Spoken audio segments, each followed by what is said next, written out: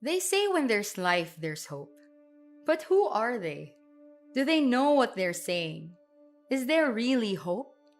I don't even know where I can find it. There are so many bad events in the world. Problems are here and there. Just problems, no solutions. Oh, how I miss the kind of life I had before. Just staring at a blank space, thinking, no happiness, confused, wanting to give up, suffering, wanting to quit. Sacrifice is what my heart is screaming. Rain is falling, as my tears also fall. Why did it have to happen? Why now of all seasons? I am in despair. I resent responding again and again. But then one day, as I awake, I found myself surprised, for I've come a long way. I then ask myself, how? How did I not notice that in the first place, you were there carrying me? How can it be that you can answer all my questions? How is it possible that in the midst of all the chaos, you are my peace? They say when there's life, there's hope. I think they're right. Because you are life yourself. You are hope yourself. Live Life is a pillar of the Live Christ, Share Christ mission. We advocate the beauty of faith, family, and life. We proclaim the truth and goodness of life. Life is precious. Life is a gift. Life can be lived to the full. In Christ, anything is possible. In Christ, we will live life.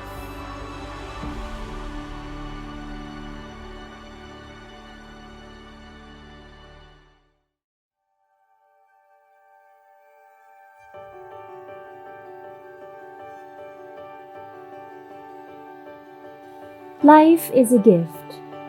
It is the greatest gift given to us. It is the breath of God in us. It is that which makes us alive. And this very gift is under attack. Life is attacked on all fronts: divorce, unnatural end of life, abortion, total population control, and homosexual and irregular unions. As Catholics, we cannot stay on the sidelines. We cannot be spectators to the ongoing war against faith, family, and life. We have to be involved, and we have to be equipped. In this next set of workshops, let us study and unmask the evils that try to harm the goodness of life, and courageously respond to the work of upholding and defending life.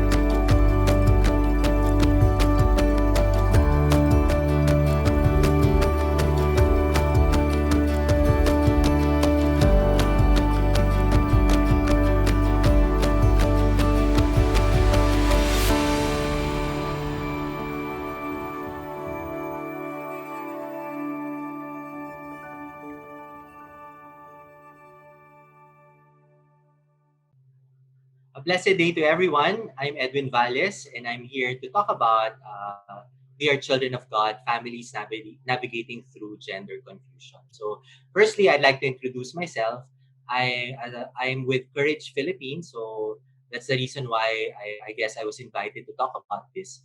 Courage Philippines is the Catholic apostolate for persons with same-sex attraction. So, kadalasan, the Catholic Church is, I guess, unfairly judged to be non-supportive of LGBT persons, but that's not true actually, because within the Catholic Church, there's a ministry that expresses the deep charity the church has for LGBT persons. Yun yung nga po, yung Courage. So I'm very blessed to be part of Courage since 2014.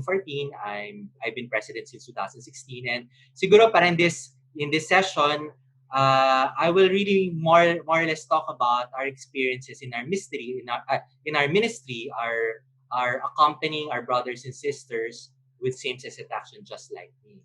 So maybe before we start, I like to give some parang definition of terms. Alam ko naman na parang with all these gender discussions, napakaraming terms nang lumalabas, diba? So maybe just a way to understand, a basic framework to understand all the languages.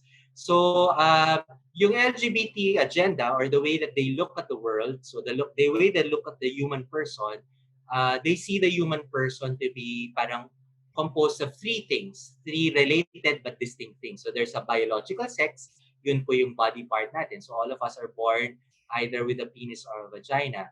And then coming from that person with a biological sex, there is the gender identity. So paano po natin kinikilala na ang sarili natin? So while we expect that everyone will identify their gender consistent with their body part, it doesn't happen all the time. So while we expect na yung gender identity aligns sa biological sex, it doesn't happen parang in all cases. So that's why gender identity is still a different, although related concept with biological sex. And then pangatlo pa po will be in sexual orientation, or to whom we are sexually attracted to.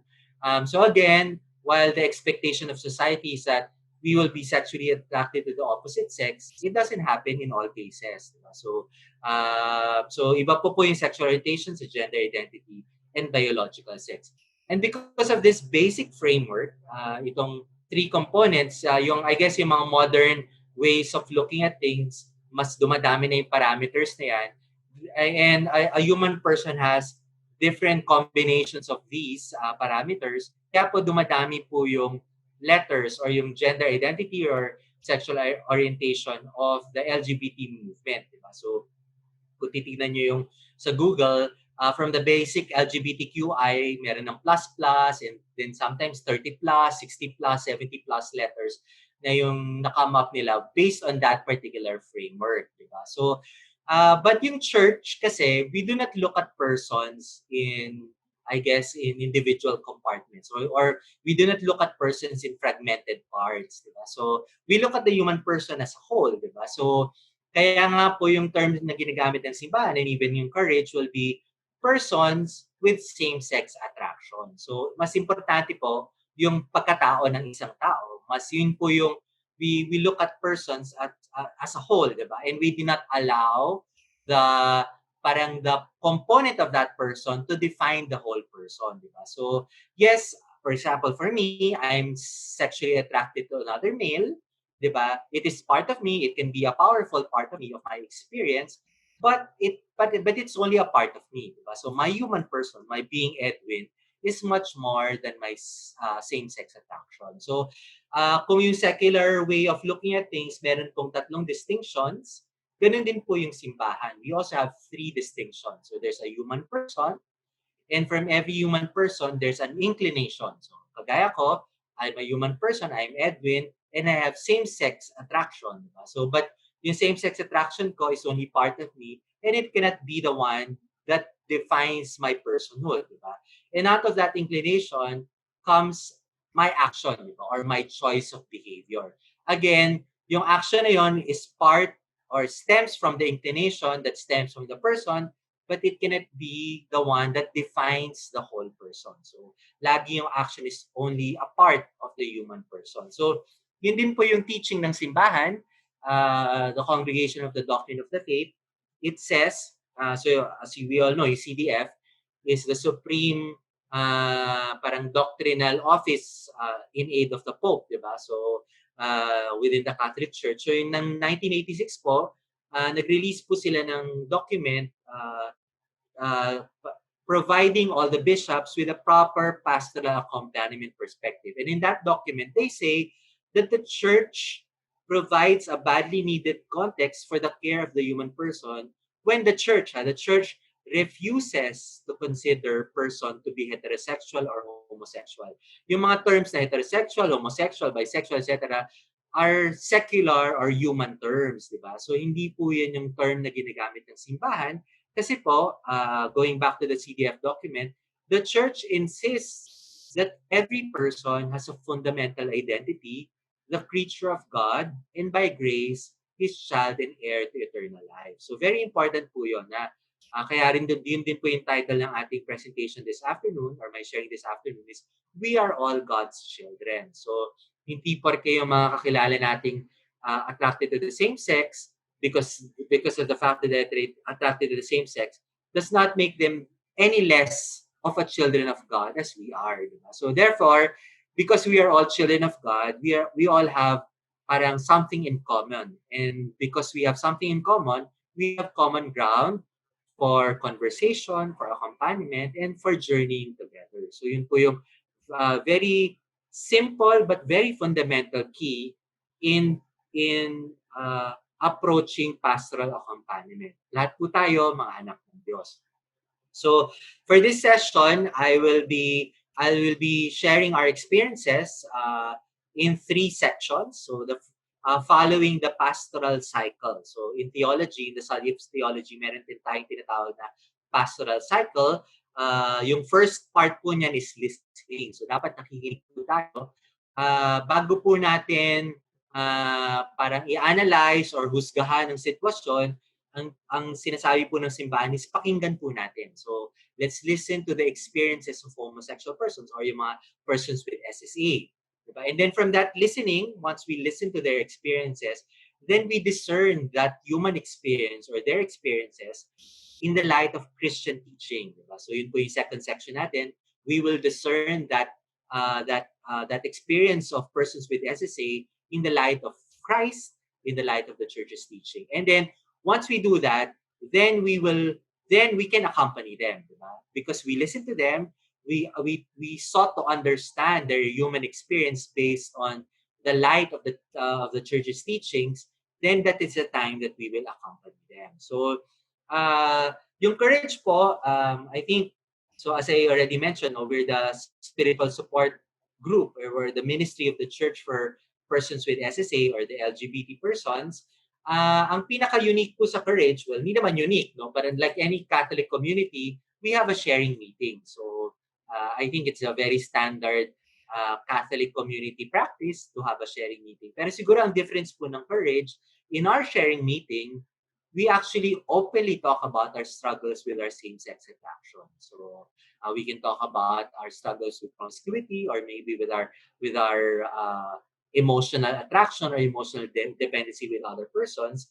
Siguro po ang kaibahan ng courage is, imagine in the life of a Catholic person struggling with same-sex attraction, that person can openly talk about his or her homosexual struggles in a Catholic setting without feeling judged or misunderstood. Diba? So yun yung power ng Courage Apostolate. Diba? So in fact, yung mga courage sharing meeting, there's always a priest present. So hindi yung kami-kami lang nagkukwentuhan, di ba? Parang nagpabaklaan or ano. But actually, we do it in a very solemn manner. So even if we talk about our struggles in same-sex attraction, there's a priest present who represents the church and who represents Christ, who listens, di ba? For in whatever it is that we're going through. Di ba? So as time goes by, so for example ako, as I openly talk about our struggles, di ba? Me and my brothers and sisters in courage, eventually discover saan ba nagmula ang aming same-sex attraction. Diba? Siguro sa simula, parang we're just so confused, diba? Saan ba ito nanggaling? Diba? Parang, bakit pa ako naging ganito? Diba? Et cetera, et cetera. But parang because the church provides for us a safe place, a safe space for us to openly talk about it, by some mystery, we've eventually discovered saan ba nagsimula ang aming same-sex attraction. And for sure, the experience of the members of Courage are very unique, diba? So, siguro, what I'll be sharing here will be more or less my attempt of parang grouping together yung mga common experiences of mga Courage brothers and sisters. And siguro what we can see is parang they tend to group together into four major parang sources, diba? Or parang what we can call as the four major causes or rootedness of our same-sex attraction. Yung first po, we find out na karamihan sa members ng Courage, we had some sort of issue with our parents growing up. So, this can mean a lot of things, di ba? Marami pong iba't ibang samot-saring issue with our parents growing up. So, I would just cite maybe two examples. So, isang Courage brother at saka isang Courage sister. So, si Courage sister, ang nangyari sa kanya, she's the youngest of three daughters. Nung lumalaki siya, sadly, yung tatay niya ay lasinggero. So, parang her father was a habitual, has an habitual drinking habit, drinking obsession. Diba? So, and sadly, kapag yung tatay niya naglalasing at umuwi, di ba, pagkatapos maglasing with the barkada, ang nangyayari, naging violent yung father niya. So, ang nangyayari, when naging violent yung father niya, usually, napagbubuntang napagtutuuan na ng pansin yung nanay niya. So, whenever her father will be drunk, di ba, will go home drunk, usually, naging violent yung father niya to her mother. So, physically, sinasaktan, etc. Or inaaway, pinapagalitan, ganyan. So, in a sharing meeting, this Courage sister, parang naalala niya na she was brought back to that place na whenever her father will come home drunk, she would be afraid, di ba? And parang whenever her father will hit her mother, parang gusto niyang protektahan yung nanay niya kasi she is very close to her mother. And then, in another Courage meeting session, na-realize niya na yun pala yung naging pattern ng kanyang lesbian relationship or lesbian attraction. So, binalikan niya yung mga lesbian relationships niya. Na-realize niya yung pattern na lahat sila, yung mga past lesbian relationships niya are with women who are desperate housewives. So, ito yung mga babae. Na-in-love siya sa mga babae. Gusto nang iwan yung mga asawa nila kasi hindi na sila happy with their relationships with their husband. So, tapos parang by God's grace, I guess, naliwanagan siya na siguro it was the child in her trying to protect her mother. So, kaya nga nahuhulog yung loob niya towards these women who are not happy with their husbands is because she was reliving her experience when she was a child that she wanted to protect her mother. But she couldn't because she was young and her father was strong, etc. So, again, this Courage sister grew up to be mga parang tomboys, etc. And later, I will share to you yung findings sa mga counselors. Ito rin po yung nagiging rootedness of lesbianism, di ba? Yung lesbian attraction is, at one point in their lives, they experienced na to become a woman is unsafe, di ba? Yun na, yung nakaka-experience or nakakita ng physical abuse to women. So, they think na pag naging babae ako, sasaktan din ako ng mga lalaki. So, parang in that experience of trauma, their way of coping is to act more manly. Diba? So because if they act more manly, they think that they will be safe and they will not be hurt by males, diba? That way. Diba? So yun yung naging kanyang experience. Meron din naman kaming nag-experience sa Courage Brother. Yun pa, yun lang ako. So si Courage Brother naman, he's also the youngest in a family of three boys, so bunsong lalaki.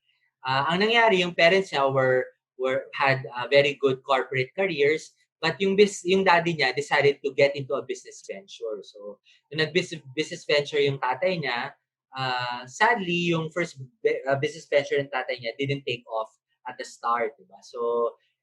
So medyo nahirapan sila. But the thing is, yung nanay niya, the wife of her father, di ba, would complain to this Courage brother. So siguro hindi sanay si nanay na nahihirapan na mag-budget, na-frustrate or na-disappoint. You would usually air out her complaints about her husband to this Courage brother. So sasabihin ng nanay niya sa kanya, ano ba yung tatay mo? Mali ang diskarte sa buhay. Dapat hindi niya lang iniwan yung corporate job niya, hindi na lang siya nag-business venture, tuloy nahihirapan tayo, etc. So, ginawang sounding board ng nanay niya, si Courage Brother. So, nung So parang fast forward, so si Courage Brother lumaki na matangkad, guwapo. In fact, he was very good looking to make it in the hospitality business. So nasa front desk siya of an international hotel chain. So nagtrabaho pa nga siya overseas. And because he's tall and good looking, gay men will hit on him, diba? So lalapitan siya, gusto makipag-sex sa kanya, and eventually bumibigay siya dun sa mga sexual advances of gay men to him. Diba? So in a sharing meeting in Courage, more or less pinrocess niya tong mga homosexual experiences niya.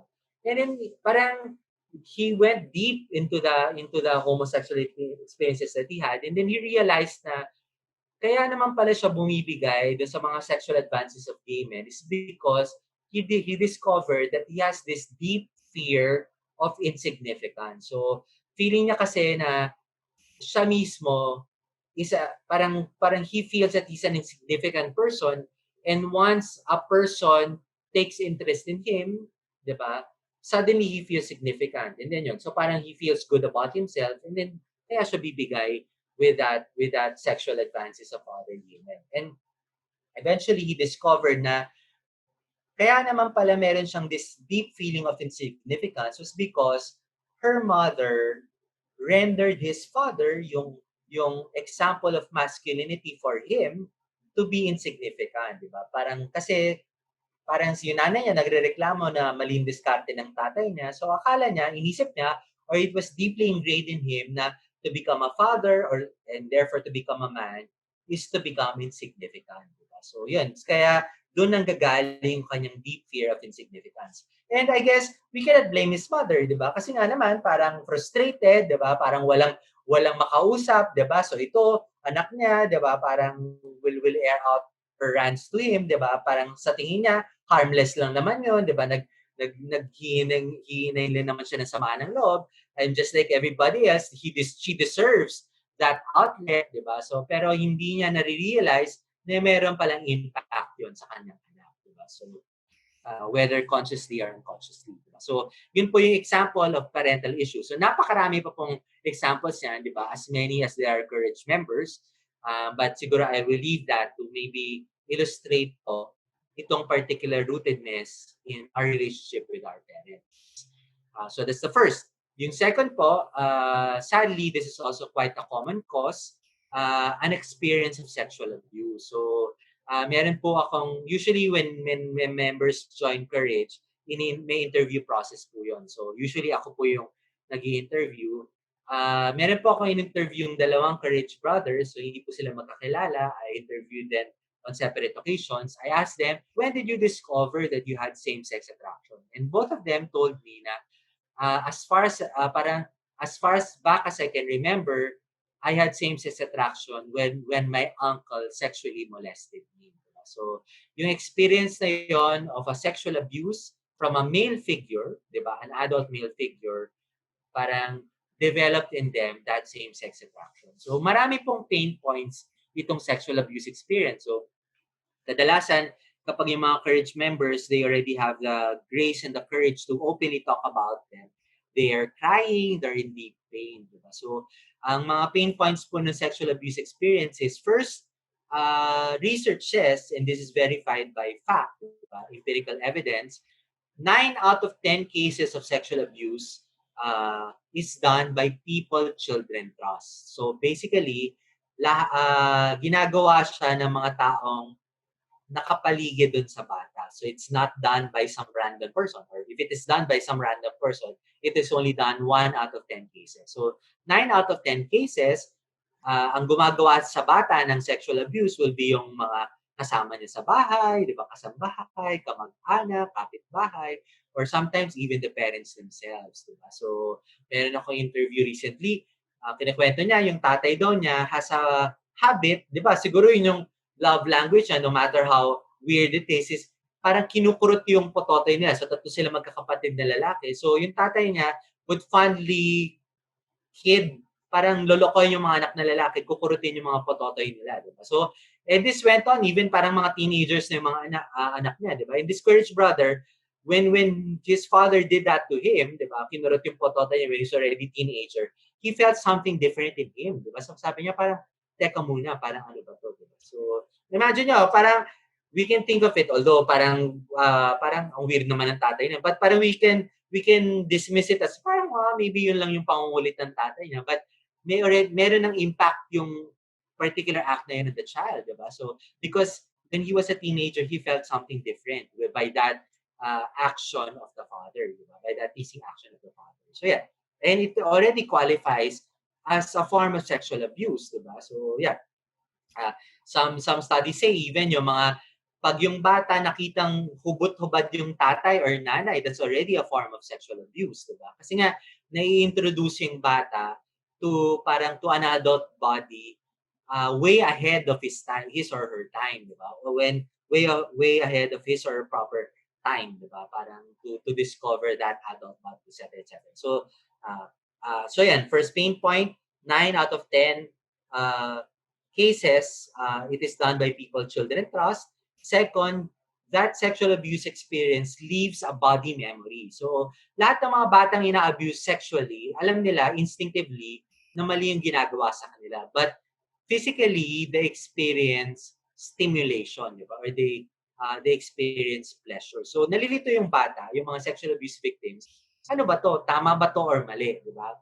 Alam ko mali ito, how come I experience that physical pleasure? And just like the case of the Courage brothers, na minless siya ng kanilang mga uncle, hinahanap-hanap ng katawan nila yon. So, both of them said na whenever I have an urge to commit a homosexual act, I remember my uncle sexually molesting me. So, yung body memory na yon is making them or compelling them to seek that physical pleasure again by the means that they get it through a male figure.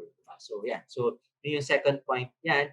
A third abuse, pain point of a sexual abuse experience is there's a lot of shame. Yung mga naka-experience sa sexual abuse, feeling nila may mali sa kanila.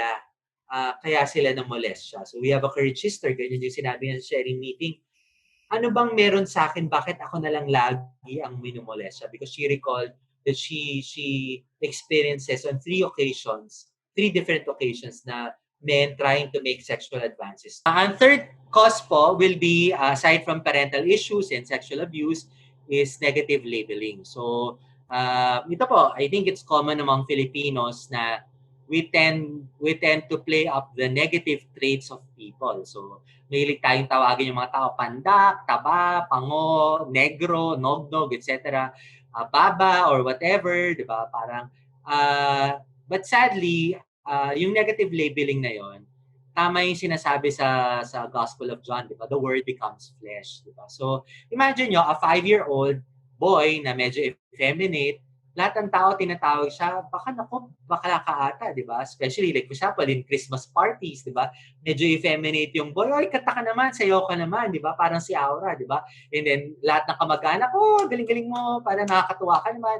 Natutuwa pa sila because of the boy displaying his effeminate behavior, di ba? So, that sort of negative labeling by adults sadly has an impact on the life of the child, di ba? So yung 5-year-olds sabihin na, ano ba ibig sabihin ng bakla? Bakit lahat ng kamag-anak ko, yung mga kapitbahay ko tinatawag na bakla ako, di ba? So, and then that boy starts to develop that identity, di ba? Ina-absorb niya na identity, di ba? So when that person grows up, he starts to identify as such, di ba? So, negative labeling, yan po, parang it's also a common cause. And then fourth po will be something like a generational inheritance of sinfulness or occult practices. So, I remember nung nag-talk ako sa Diocese of Iba, nung pinesent ko to, meron pong isang pastoral worker, sinabi niya sa akin, Brother Edwin, kung sinasabi mo na merong generational inheritance of sinfulness that is causing homosexuality, bakit yung anak ko naging homosexual, di ba? Kasi yung husband ko, sabi niya, yung husband ko naman babaero, di ba? So, yung mga kapatid na lalaki ng husband ko, yung tito ng anak ng lalaki, mga babaero sila lahat. Bakit hindi ko maintindihan bakit naging bakla yung anak ko in that particular environment? Di ba? So, di ba dapat na-inherit ng anak ko yung pagiging babaero ng asawa ko or ng mga tito niya, di ba? Parang in that particular context. So, parang sinabi ko sa kanya, ma'am, hindi nyo ba naisip na maybe as far as your son was concerned, yung womanizing ways of your husband was not a good example of masculinity. Diba? So maybe nakikita niya na yung pagiging babaero ng asawa nyo hurts you or hurts the family. And so feeling na hindi maganda example of masculinity yung pagiging babaero, di ba? And maybe naisip niya na kung yung pagiging lalaki ay pagiging babaero and hurting the wife and hurting the family, hindi niya na lang ginustong maging lalaki. Diba? Kung na-equate niya yung pagiging lalaki to womanizing ways, diba? So which he experienced to be hurtful, and so he didn't want to become a man. Diba? So kasi nga, I think yung mga Catholic faithful, pag sinabing kasalanan, we have a tendency to think na kabaklaan lang or katomboyan lang ang natatanging kasalanan sa mundo. That womanizing or adultery is not a sin, that masturbation is not a sin, that pornography is not a sin. Diba? When we talk about sexual sin, we tend to isolate homosexuality to be the only sexual sin. But we're talking about here sinfulness in general. And when a child is born to a sinful environment, diba, there's a tendency to imbibe a sinful lifestyle as well, whatever the sin. So, and again, homosexuality is not the only sin in the world. So there are so many sins. There are. So yeah. So again, to recap, parent issue, sexual abuse, negative labeling, and generational inheritance of sinfulness are occult practices. So basically what this tells us, and this is also supported by mga works of counselors, for example, si Dr. Elizabeth Moberly, ganyan din niya in-analyze, who's counseled a lot of homosexual persons in her career, ganyan din niya in-analyze yung psychosexual development of person. So parang according to her model, from 0 to 1 is the child stage, dun po nagkakaroon tayo ng gender identity formation. So very simple question. Kanino ba matututong maging lalaki ang batang lalaki? Sa tatay. Kanino ba matututong maging babae ang batang babae? Sa nanay, di ba? So, but are all fathers good example of masculinity? Are all mothers good example of femininity, di ba? So humans being humans, parang we're not perfect, di ba? And so you can imagine that during the 0 to 12 stage, so when the child is starting to develop gender identity, so many things can happen. And according to that model, to that psychosexual development model proposed by Dr. Elizabeth Moberly, during the teenage stage, kung saan tayo nagkaroon ng, kung ano yung kulang sa atin, quote-unquote, doon tayo magkakaroon ng sexual attraction. So, other speakers will frame it as, what is exotic becomes erotic. So, in the case of a boy growing up normally, so quote-unquote, diba, for lack of a better term, kumbaga nagkaroon siya ng positive gender identity formation as a male, diba? So, therefore, come puberty, ang kulang sa kanya will be femininity. So, doon siya magkakaroon ng sexual attraction. It just so happens that for some group of people, the more basic need for gender identification, yun po kasi yung mas basic need, di ba? More than sexual attraction, hindi siya fully accomplished, di ba? For whatever reason, di ba? Maybe wala si tatay, OFW, or maybe sa makabilang bahay, di ba? So, therefore, si boy, lumaki lang sa nanay, di ba? So, paano magkakaroon ng parang positive male role models yung boy, di ba? So, and because hindi siya nagkaroon ng full gender identification as a male, what is lacking in him during puberty will be masculinity. So, doon siya magkakaroon ng sexual attraction. Diba? So, even if parang for example, so parang simplihan na lang din natin, di ba? So, yung teaching na simbahan is sex can only happen between one man and one woman. So we all know that, di ba, from Catholic teaching. But if we say na, for example, the male is a 2-year-old boy and the female is a 2-year-old girl, pwede na ba sila mag-sex? Pwede na ba mag-sex yung 2-year-old boy at 2-year-old girl? Since male and female naman sila, and since by according to Catholic teaching, sex can happen between one male and female, di ba? One man or woman, di ba? So, syempre, lahat tayo sasabihin natin, no, di ba? Parang, kasi nga, by human reason alone, di ba? Without aid of Catholic teaching, we all know that a human person has to go through a growth and development stage first before they engage their sexual faculties. So, ganun din po yun, di ba? So, during the growth and development stage, so many things can happen in the person's life. Di ba? So, uh, yun po, pwede pong magkaroon ng parent issue, pwede pong magkaroon ng sexual abuse experience, pwede matrauma or mabully, di ba? So negative labeling or negative experience with society, or magkaroon ng parang that generation inheritance of sinfulness, or lumaki in that environment of sin, therefore imbibing that sinful lifestyle as well. So, yun po. So basically what this tells us is, parang pag pinag-usapan natin yung homosexuality, yung typical Catholic, we look at the issue of homosexuality as, oh, it's gender ideology, mga LGBT, parang salot sila sa lipunan kasi parang ginugulo nila understanding of society, or nanggugulo sila, parang they want to demand so many additional laws, 'di ba? That is parang dinidisrupt yung system of lifestyle in society. Or when we talk about homosexuality, we talk about lustfulness. We use catechetical language as objective disorder or intrinsically evil, di ba? Or yung favorite ng mga taong simbahan pagdating sa homosexuality, kukunin ng Bible, babasahan ng Sodom and Gomorrah story, di ba? So, pag pinag-usapan ng homosexuality, yun yung laging naisip natin, di ba? Homosexuality in the church, ito yung mga things na yan, di ba? Gender ideology, Sodom and Gomorrah, objective disorder, intrinsic evil.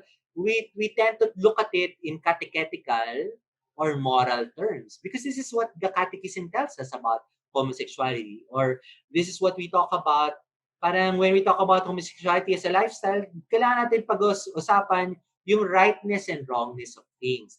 So, but siguro, and these are important, so I'm not trying to discredit all of them, and they have a role in terms of accompaniment. But siguro, based on the listening experience, diba? So, and just maybe based on what I've shared earlier, yung a very, very brief summary of the listening experience that we get in Courage, parang yung mga things na to, yung mga catechetical moral things about homosexuality, while important, is only but a tip of the iceberg. Diba? So parang yung picture ng iceberg, di ba, yung tip is only a small part of the whole iceberg. Di ba? What is more substantive about the iceberg is hidden, or we cannot see it. Di ba? And yun po yung nakikita namin sa Courage Apostolate. Di ba?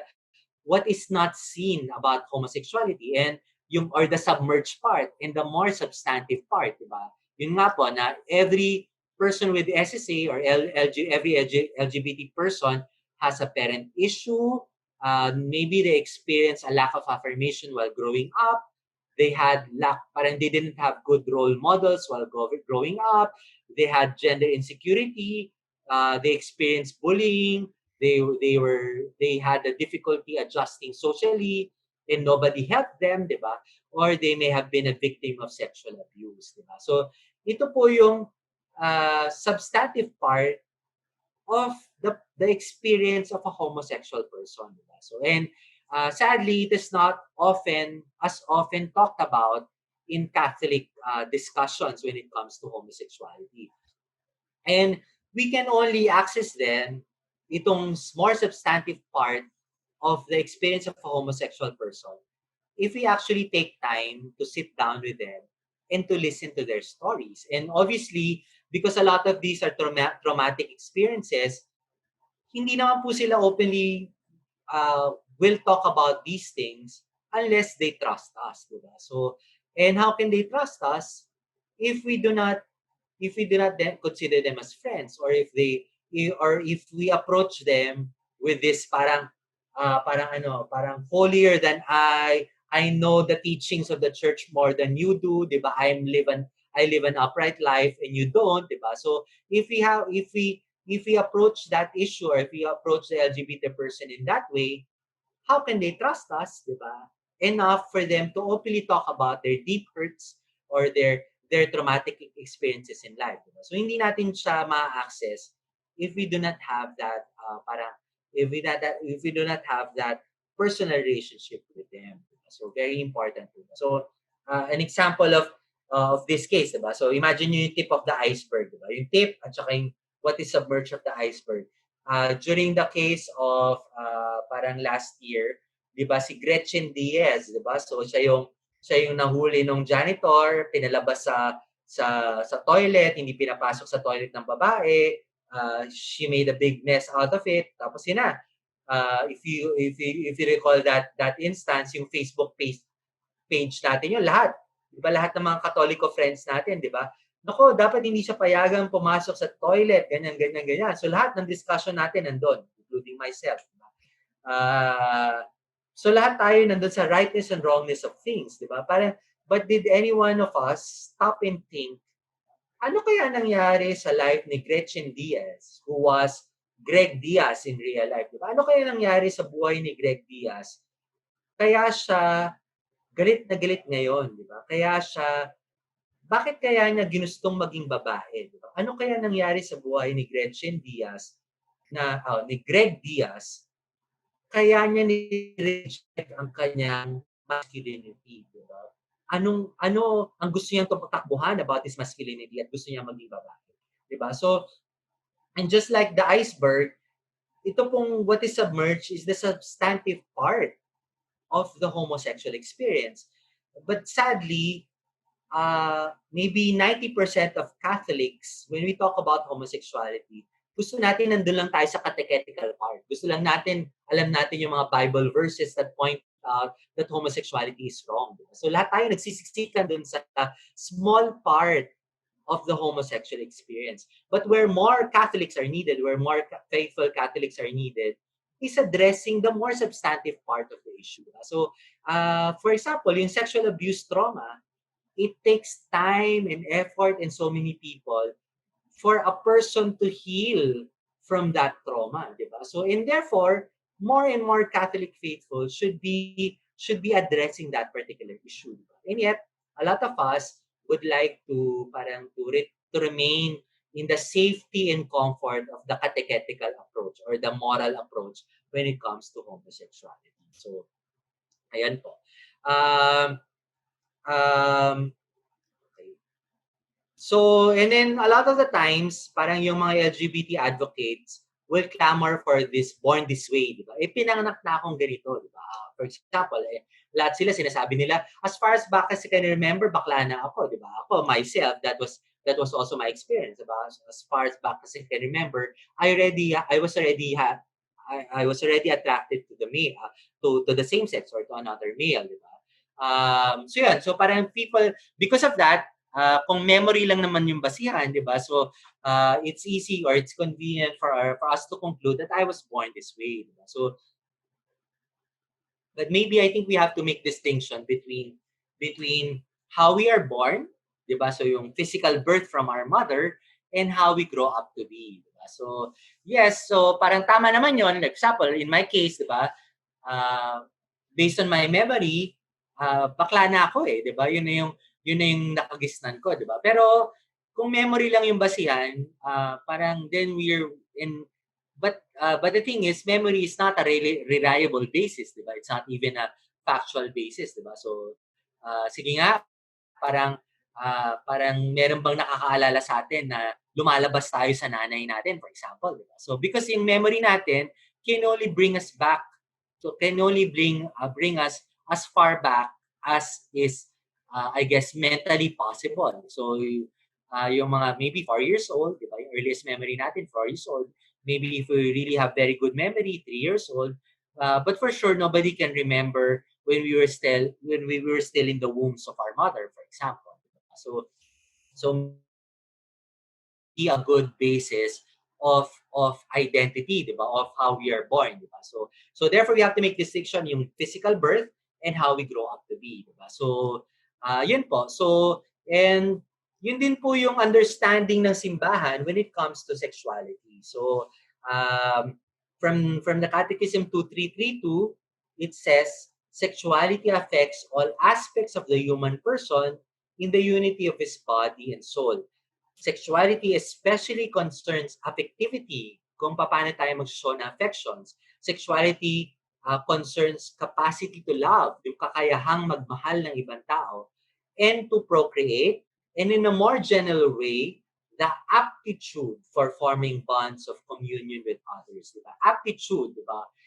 In corporate terms, aptitude talks about competency. Diba? So therefore, when the church uses this terminology to talk about sexuality, the church recognizes that sexuality uh, connotes some sort of capacity building. Diba? So, very important po itong principle na to. Diba? So, kaya nga po, yung sexualidad natin, hindi po siya by accident, di ba? Kumbaga, our experiences from the womb, from zero up to puberty, di ba? And even during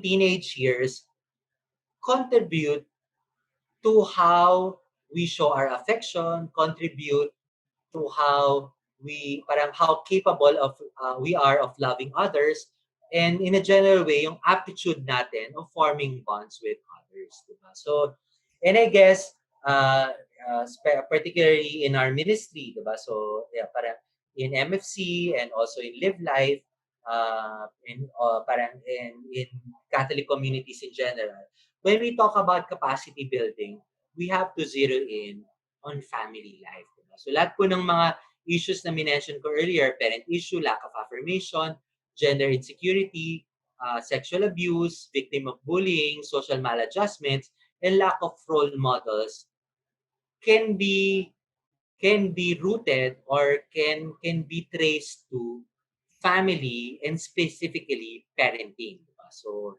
yan. So which leads us uh, to this concept of affective formation. So according uh, to psychologists and parang specifically developmental psychologists, yung components daw of an attitude of a human person has three major components. Ito po yung cognitive component, yung parang yung thinking part. There's a behavioral component, and there's a third component, which is affective component. The cognitive component talks about knowledge, skills, problem solving, dispositions. Yung behavioral component talks about actions, reactions, presentation, movement. And then yung affective component talks about emotions, expression, responsiveness, and affection. So according to this particular model, yung cognitive, behavioral, and affective components are like three legs in a tripod. Diba? So, para po maging stable yung attitude and behavior and personhood of a person, dapat po solid po yung each of these three legs. Diba? Solid yung cognitive formation, solid yung behavioral formation, and solid din po yung affective formation. Diba? So, even when we talk about parenting, ganun din po, di ba? So, kung itatranslate natin yung model na yan into parenting, dapat din po yung parents should be concerned with all three legs equally, di ba? So, yung parents have to be concerned with the cognitive formation of their children, learning, academics, language, etc., etc. They should be concerned about the behavioral component of their children. Na yung anak nila maging disiplinado, di ba? They grow up to be with good manners and right conduct. Yung mga anak nila magkakaroon ng boundaries, di ba? So, sense of boundaries, etc.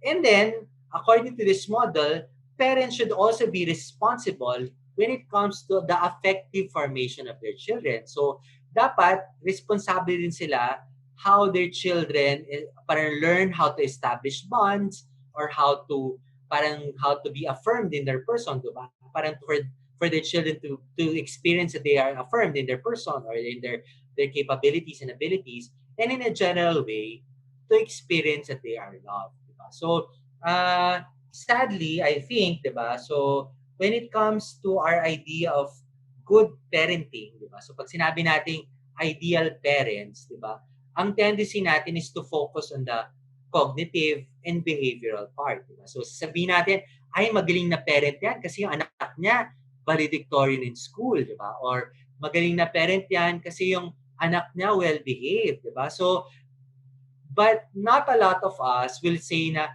magaling yung parent niya kasi yung anak niya is parang is emotionally secure, di ba? Or yung anak niya feels loved, di ba? Or feels confident, di ba? So ang tendency natin when we talk about parents is to put a premium on the cognitive and behavioral formation, di ba? And we somehow lack that focus, or parang kumbaga the affective formation is not given due focus as much as the cognitive and behavioral components of formation parang are given. So yeah. So in fact, when we look about the brain development of a child, diba? So yung brain as a general principle, nagde-develop siya from the lower part papunta dun sa parang higher and front part, diba? So yung brains from brainstem pa lang during birth, diba? So if you look at the chart of brain development, gumagamit na siya ng emotional language. For example, during birth, during the development of the brain stem, dapat yung infant at birth, sinasabi dito, help me feel emotionally safe. Diba? So, kaya nga sinasabi, yung mga bata daw, kapag panganak, dapat magkaroon ng skin-to-skin contact with the mother or with the father. Diba? Yung that skin-to-skin contact not only makes them physically safe, but it also makes them emotionally safe. So, while the birth stem is developing, dapat ma-experience na nila yung emotional safety parang with their proximity with their parents, di ba? So, and then after that, yung temporal lobe and yung limbic system, during birth to 6 years or 8 months to 2 years siya nagde-develop, dapat na sinasabi dito, the infant tells the parents, show me unconditional love. Diba? So, again, it is expressed, this need of a child or this need of an infant is expressed in emotional terms. Diba? So, show me unconditional love. E paano? Si tatay sa makabilang bahay. Diba? So, ano yung unconditional love doon? Diba? So, it's selfish love. Diba? Or conditional love. Diba? So, tatay lang kita kapag nag-enjoy ako sa sexual experience with your mother. Pero dahil nag-away kami ng nanay mo, iniwan ko na siya, di ba? So what is unconditional love about that? Diba? So progressively, during yung next na develop will be the cerebellum, di ba? Sabi dito, take me, dance with me, di ba? Spend time with me, di ba? So yun yung sinasabi yun yung need ng development of the cerebellum at that stage. During the development of the occipital lobe, birth to 2 years, sabi dito, surround me, diba? Be present for me. Parietal lobe, diba? Yung touch, yung part of the brain that governs touch, diba? Sabi dito, which develops from birth to 6 years, touch me, hug me, hold my hand, diba? Massage me, diba? E paano kung yung parents are not physically available, diba? Or distant, diba? Emotionally distant with the child, diba? And then yung parietal lobe, yung language, birth, which develops from birth to 6 years, it says here, listen to me and respond, diba? So, and then progressively, yung frontal lobe, yung concrete thinking, which develops between 3 to 12 years, it says here, encourage me, diba? Encourage problem solving, diba?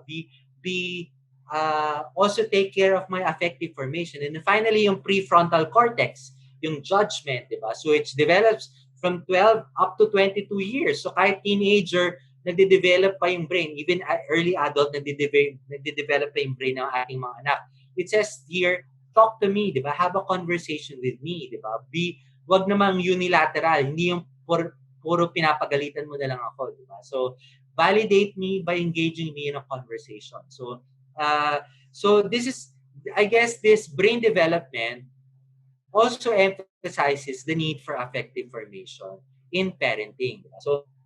So, but the thing is, yung parenting, like sexuality, does not develop in a vacuum. Diba? So yung parenting of parents is also a product of the experiences of the father and the mother. Diba? So, meron pong model na develop si Jay Belsky. Ang sabi niya yung process of parenting model. He developed it in 1984. And according to him, there are several inputs to parenting. Diba? So input ng parenting is First, individual developmental history. So ano ba? Kasi nga, yung tatay, naging anak din siya. Yung nanay, naging anak din siya. So the parents have to be cognizant kung ano ba yung naging input sa kanya when it comes to parenting. A second input parenting will be the individual personality. So bawat tao may kanya-kanya tayong temperament, di ba? So how we react to the input given by our parents is also unique to us, di ba? So it influences and it is an input to parenting. The third is marital relations.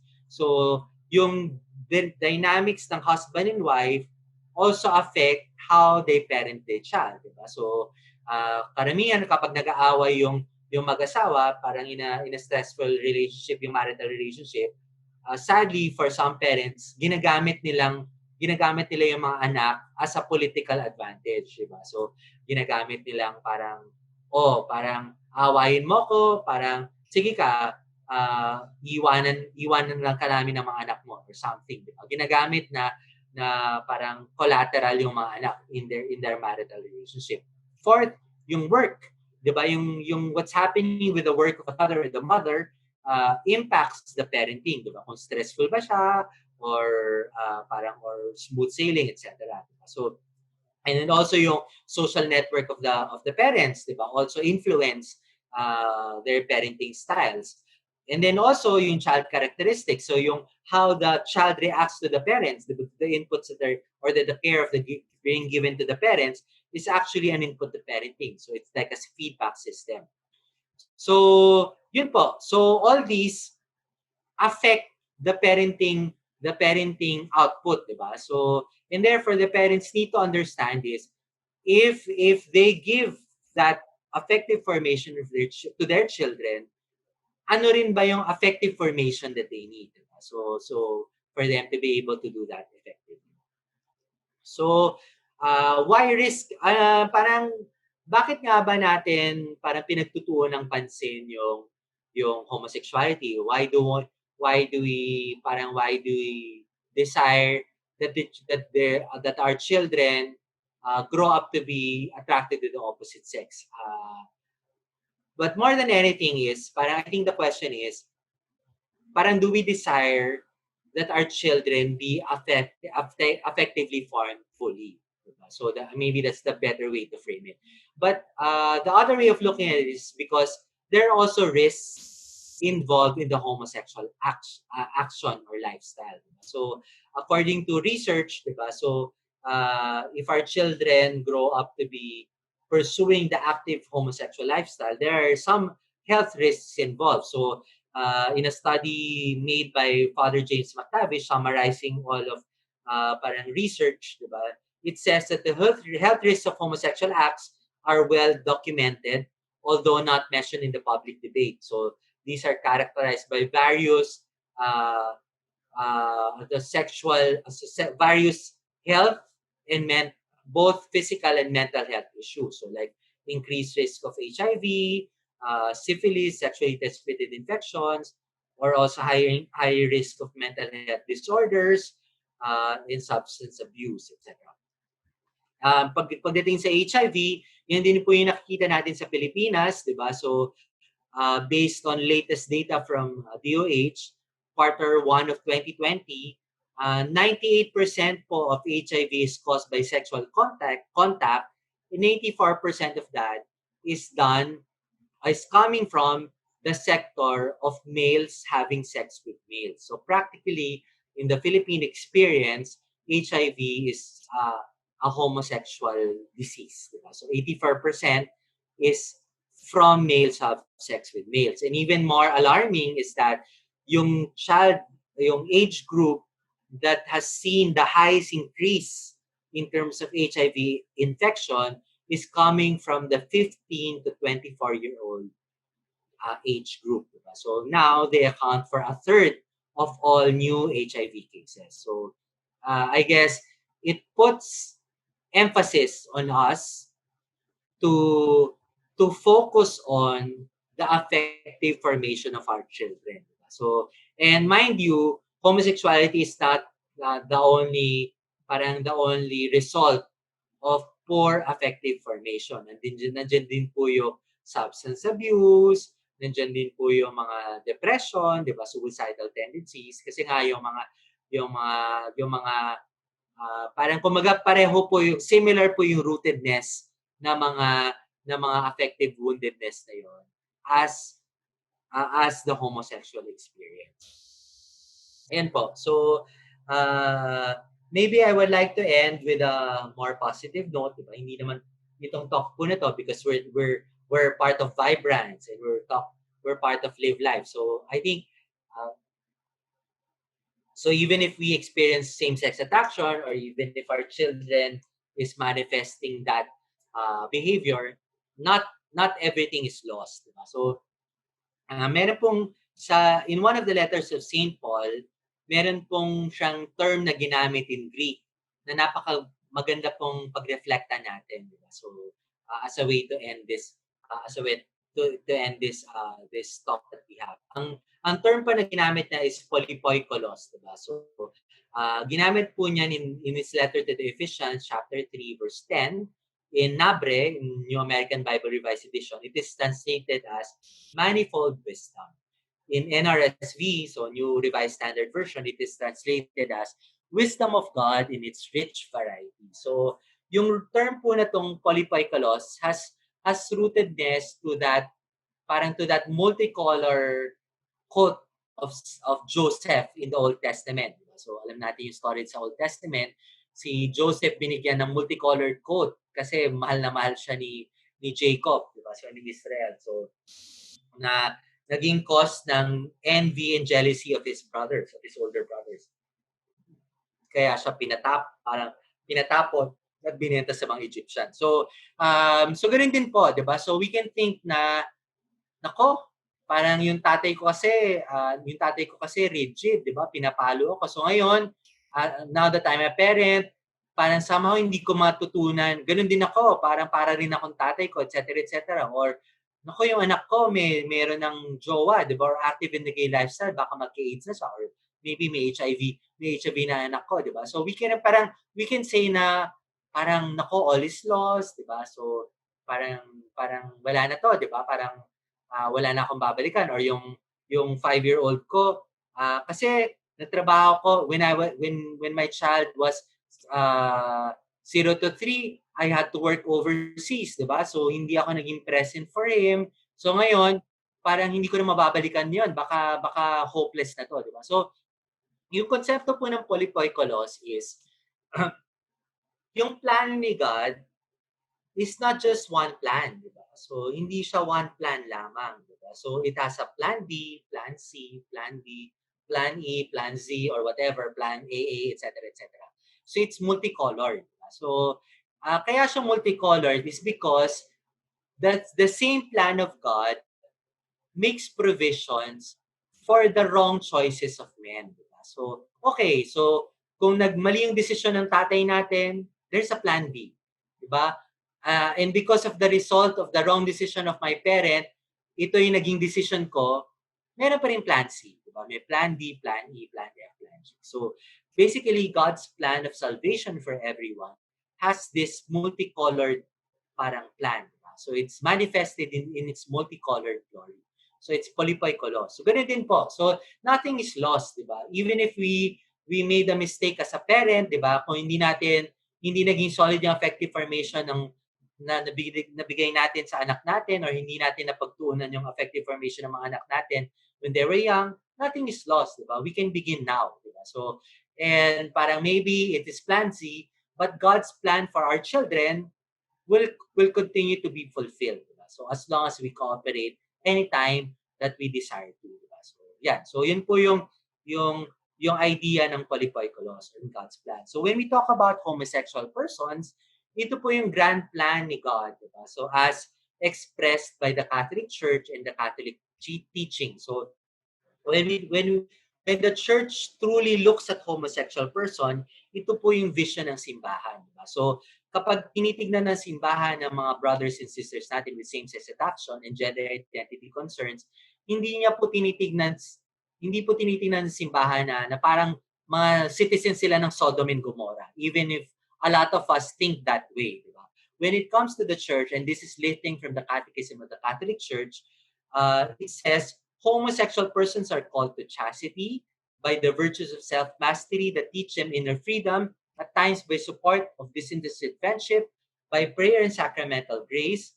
Homosexual persons can and should gradually and resolutely approach Christian perfection. So ang vision ng simbahan for every homosexual person is that they are not cursed, they are not condemned, they are not parang hindi sila ginajudge ng simbahan to be destined to hell, but rather when the church looks at homosexual persons, they look at them as someone who can achieve, can and should approach Christian perfection, or in other words, they are future saints in heaven.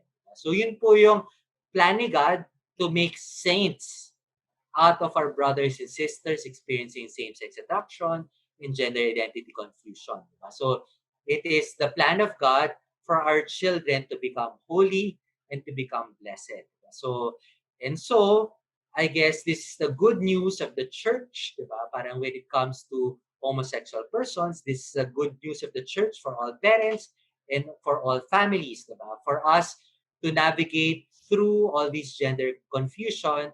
Let us have faith and hope in the plan of God, to make who desires to make saints out of our children, out of our brothers and sisters with same-sex attraction and gender identity confusion, and cooperate and start cooperating to that plan of God.